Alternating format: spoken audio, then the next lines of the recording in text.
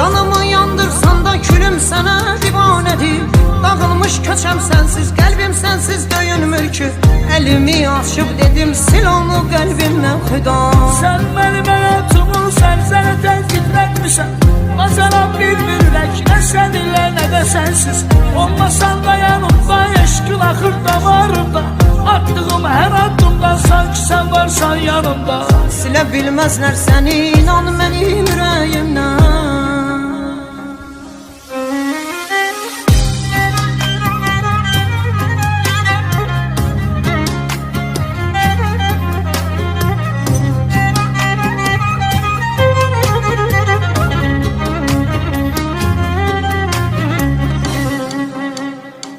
Ya Rəbbim eylə kömək, mən halım pərişanam.